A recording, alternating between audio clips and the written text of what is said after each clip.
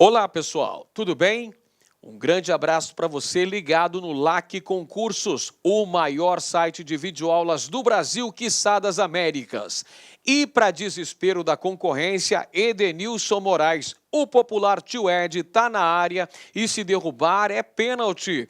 E eu estou chegando aqui para darmos continuidade ao nosso projeto pedagógico, que é muito mais do que isso, é um projeto de futuro que visa a sua qualificação.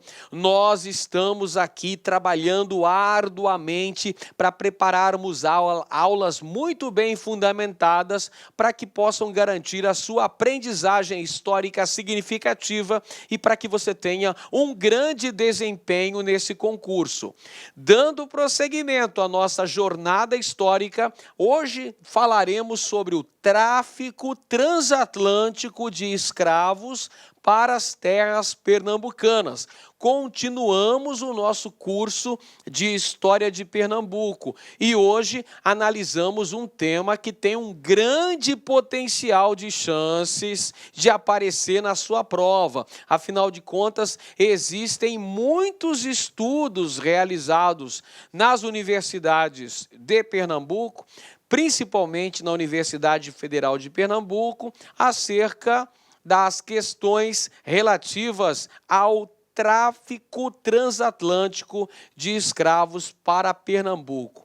Diversas dissertações de mestrado, diversas teses, várias publicações recentemente. Portanto, como a nossa banca adora colocar questões que têm estudos relevantes, é bom você ficar de olho que esse tema pode aparecer na sua prova. E se aparecer, não vai ter problema, porque você está se preparando aqui com a equipe campeã do LAC Concursos. Muito bem, galera.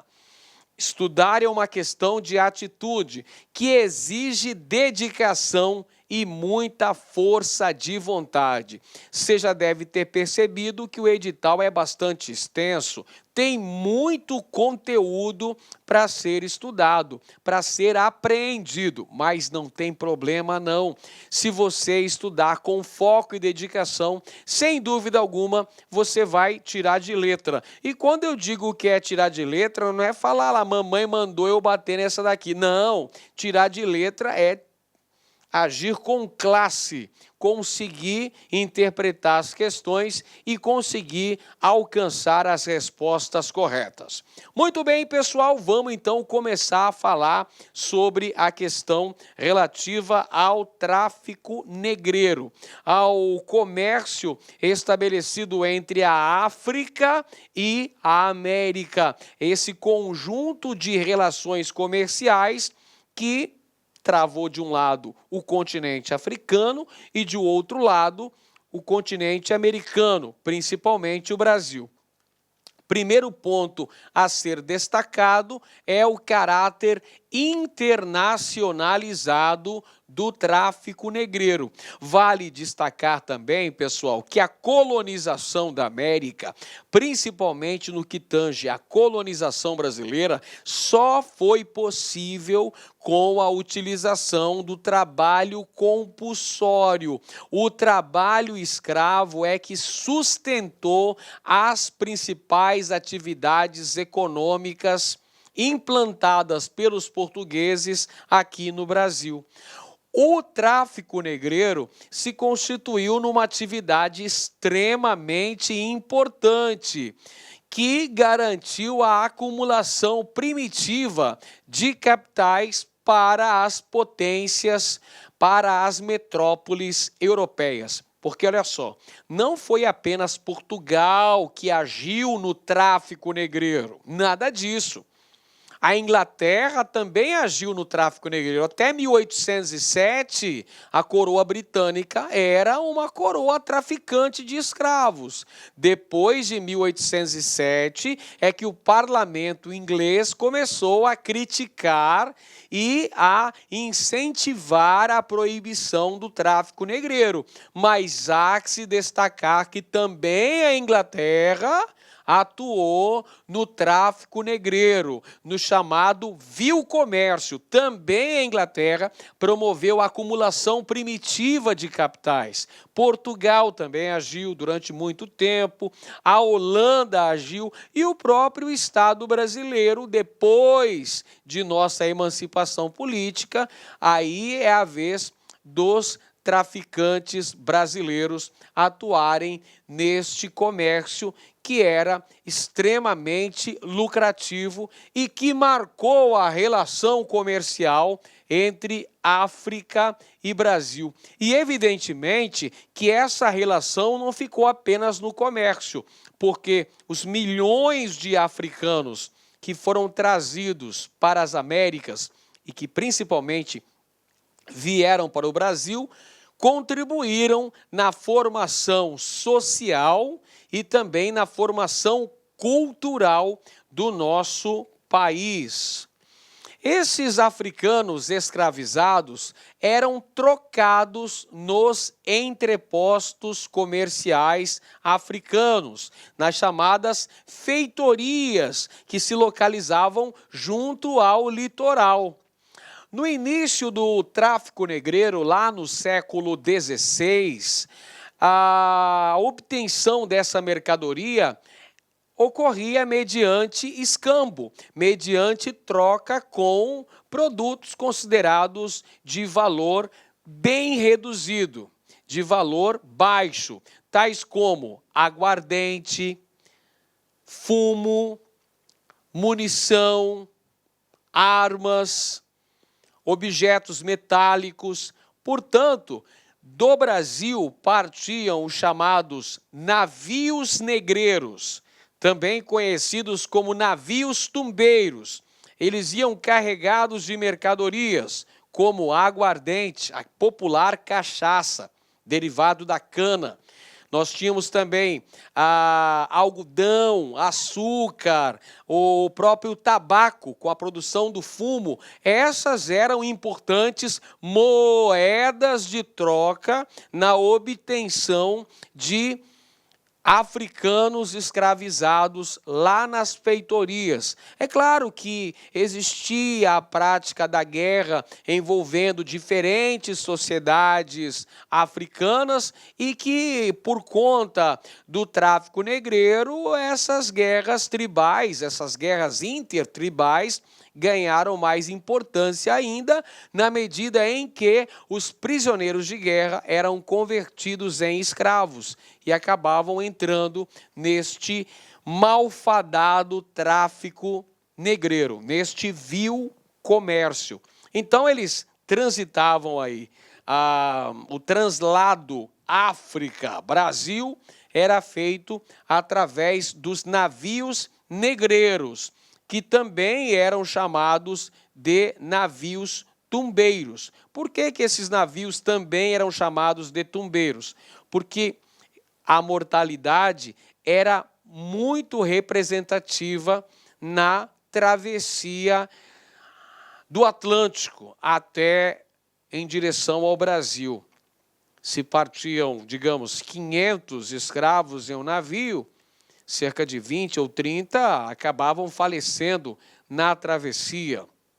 Muitas vezes, elementos escravizados, indivíduos escravizados que possuíam algum tipo de doença contagiosa, muitas vezes eram sacrificados, eram lançados ao mar.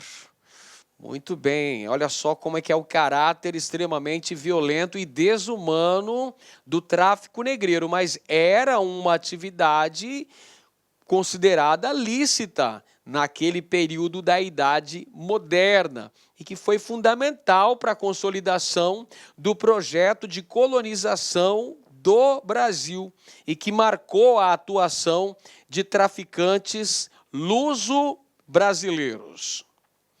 E olha só um detalhe interessante, pessoal. Como a gente está estudando especificamente história de Pernambuco, é muito importante destacar o fato de que Recife se constituiu num importante centro receptor de africanos escravizados. Recife era um importante centro do tráfico negreiro no Brasil. Vale ressaltar para os senhores que Pernambuco se constituiu na terceira maior porta de entrada de escravos no Brasil, ficando atrás apenas do Rio de Janeiro e de Salvador.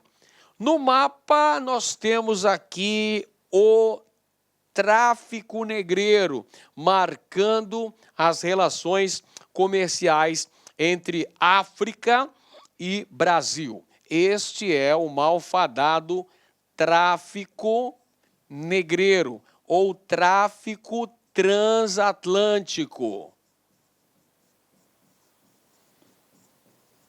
Tráfico transatlântico de escravos, promovendo então a relação comercial entre lideranças tribais no continente africano, estabelecidos ao longo da costa, nas chamadas feitorias, onde aportavam os navios negreiros, os chamados navios tumbeiros, que carregavam essa mercadoria humana, os africanos escravizados, que eram conduzidos para várias partes do continente americano.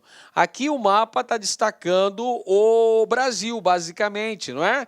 Os portos receptores de escravos para o Brasil. Vamos fazer uma análise aí dessa movimentação, desse tráfico negreiro. Então nós temos aqui, olha só, na parte da África, a parte mais ao norte, nós temos aí os pontos de Lagos, atual Nigéria, Guiné, enviando escravos para o Brasil, são os sudaneses que vêm para cá, olha só, os sudaneses vêm para os portos de São Luís, vêm também para o porto de Salvador, que foi a capital do Brasil até 1763. Nós temos outros pontos aqui do continente africano, São Paulo de Luanda, Angola, Moçambique. Dessas áreas vinham os grupos étnicos pertencentes aos chamados bantos. Os bantos foram trazidos para Recife, foram trazidos também para o Rio de Janeiro, provenientes então aqui do continente africano, estabelecendo essa relação, esse comércio que perdurou por quase 400 anos. Os portugueses começaram o tráfico negreiro ainda nas últimas décadas do século XV, e isso perdurou até meados do século XIX. Perfeito? Este é o chamado tráfico negreiro, o comércio oceânico de escravos, que se constituía basicamente em um negócio bastante complexo. Muita gente, no senso comum, imagina que o tráfico negreiro era uma atividade corriqueira, muito simples, muito banal. Não era. Era um negócio extremamente complexo e marcou a maior migração transoceânica da história. Olha só o reflexo social e histórico que possuiu o tráfico negreiro. Ele marcou a maior migração transoceânica da história, promovendo o que os historiadores chamam de diáspora africana.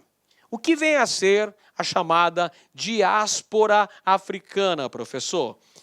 É a transferência de cerca de 12 milhões de africanos que foram conduzidos nos infectos navios negreiros na condição de escravizados.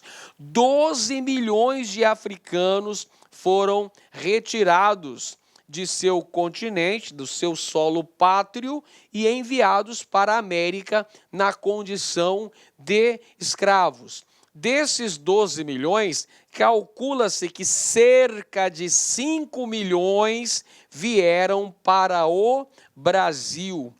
Então, essa é a diáspora africana, a dispersão dos povos africanos de diferentes etnias que foram enviados, via de regra, para o continente americano, que recebeu cerca de 12 milhões de indivíduos. Só para o Brasil, 5 milhões de africanos escravizados. Então é lógico, pessoal, é evidente que essa diáspora africana causou uma série de transformações sociais, culturais, econômicas no continente africano.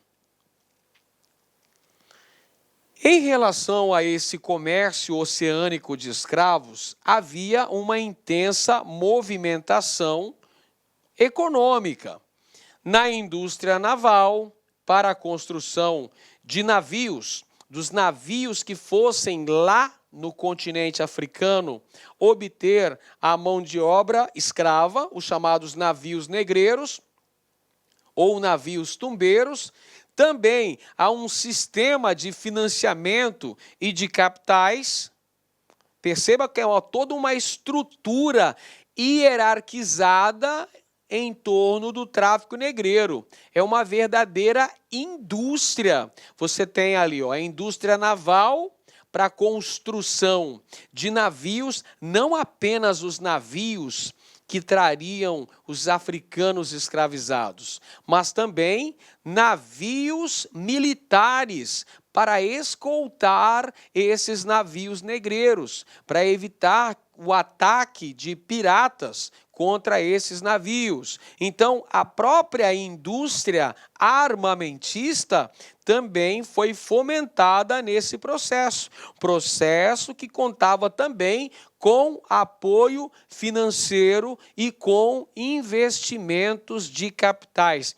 Perceba, meu caro aluno e minha cara aluna, o tráfico negreiro se constituía em uma atividade extremamente lucrativa. Nós já falamos nessa aula que esta atividade possibilitava uma grande acumulação de capitais.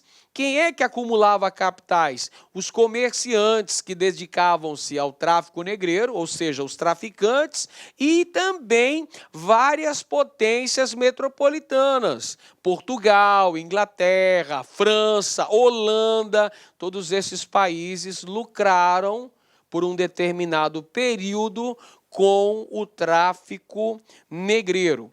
O custo da atividade, pessoal, apesar de ter uma grande lucratividade, o custo da atividade não era barato. Então, você tinha que custear, por exemplo, a construção dos navios, não é? As embarcações que iriam fazer a proteção no translado África-Brasil. Você precisava garantir munição para proteger os navios. O armamento da tripulação. A tripulação que ia nos navios negreiros precisava estar protegida, precisava de segurança. Os navios tinham que ter canhões. Então, armamento da tripulação, mantimentos para a viagem, a comida, os alimentos que seriam ingeridos ao longo da viagem, tanto na viagem Brasil-África, e principalmente na viagem África-Brasil, porque aí traria nos porões os contingentes de indivíduos escravizados. Água potável também era necessário e o capital para a compra e venda de escravos. No início do tráfico negreiro, lá no século XV, ainda funcionava o sistema do escambo, a troca. Trocava por aguardente, por tabaco, por algodão, por açúcar, por ferramentas de trabalho. Porém, com o passar do tempo e vendo que o tráfico negreiro era uma atividade extremamente lucrativa, passou-se a cobrar por esses escravos. A compra e venda passou a ser feita com a utilização de capital, com a utilização de dinheiro. E aí, quando esses escravos chegavam ao Brasil, eles iam para os centros de comercialização desses escravos, como, por exemplo, na imagem que nós vemos aqui, é o centro de comercialização dos escravos do Valongo, no Rio de Janeiro, onde os senhores iam lá observar os plantéis de escravos e obtê-los junto aos comerciantes dessa atividade, junto aos traficantes de escravos. E os escravos tinham preços variados, de acordo com o gênero, de acordo com a idade, de acordo com o estado de saúde que esse escravo chegava aqui no Brasil, porque muitos escravos chegavam com a saúde completamente debilitada, muitos doentes, muitos ali desnutridos, porque afinal de contas, pessoal, a viagem no navio negreiro não era nenhum navio de cruzeiro, né? Não era uma viagem de passeio, era um inferno naquele porão infecto, quente, proliferando pulgas, ratos, disseminando doenças. Era um cenário dos infernos. Não é à toa que boa parte dos escravos que cruzavam o oceano não chegavam com vida ao Brasil. Os principais centros do tráfico transatlântico foram as cidades do Rio de Janeiro, Salvador e Recife. Olha só, pessoal, é importante perceber isso daqui. Olha, Salvador foi capital do Brasil de 1549, a data de sua fundação, pelo Tomé de Souza, o nosso primeiro governador-geral, até 1763, quando o Marquês de Pombal transferiu a capital do Brasil para o Rio de Janeiro. O Rio de Janeiro, por sua vez, foi capital do Brasil de 1763 até 1960, quando foi inaugurada a cidade de Brasília. Então, olha só, temos duas capitais aqui, Rio de Janeiro e Salvador, como grandes centros receptores de mão de obra escrava nesse tráfico transatlântico de escravos para terras pernambucanas. Olha lá Recife. Recife é a terceira porta de entrada e o quarto maior centro do tráfico negreiro na América, pessoal. Não é brincadeira, não. Recife é a terceira porta de entrada para escravos, para africanos escravizados no Brasil e o quarto maior centro do tráfico negreiro em todo o continente americano. Olá, meus amigos, minhas amigas, sou o professor Luiz Antônio de Carvalho, com muito prazer, muita satisfação, estou aqui para fazer um convite muito especial para vocês que estão estudando, estão se preparando para o concurso da Polícia Militar de Pernambuco 2018. Este concurso já foi autorizado, a banca examinadora já foi contratada e com certeza nos próximos dias aí, próximas semanas, nós teremos a publicação do edital. E nós aqui da Lá Concurso, sempre saindo na frente, nós elaboramos um super curso pré-edital para a Polícia Militar de Pernambuco 2018, tudo bem? Um super curso aí para a galera. E é o seguinte, o que eu quero falar para vocês é o seguinte, esse curso está baseado 100% no concurso anterior, no edital do concurso anterior. Ah, professor, vai sair um novo concurso, um novo edital, e se tiver alterações, fique tranquilo porque nós aqui da Lá Concurso, eu, professor Luiz Antônio de Carvalho, eu sou o proprietário do site e faço um compromisso com você. tá certo? Faço um compromisso com você. Quando o edital for publicado, e se você tiver aí alguma alteração, for necessário algum ajuste na nossa grade de aula, no nosso conteúdo, vocês podem ficar tranquilos que nós aqui da LAC, nós iremos atualizar a custo zero para os nossos alunos, né? Esse curso custa apenas 10 parcelas de R$30, 10 parcelas de R$30, prazo de acesso 120 dias. Durante esse período você pode assistir quantas vezes quiser e na hora que desejar. Tá certo, meus amigos? Detalhe, peço desculpa para vocês, essa videoaula que você está assistindo no YouTube é apenas um pequeno pedaço, um pequeno trecho do nosso curso completaço, tá certo? Nosso curso super competitivo de PM Pernambuco 2018. Tá certo, meus amigos? Forte abraço, fique com Deus. Tchau, tchau. Clique-Lac.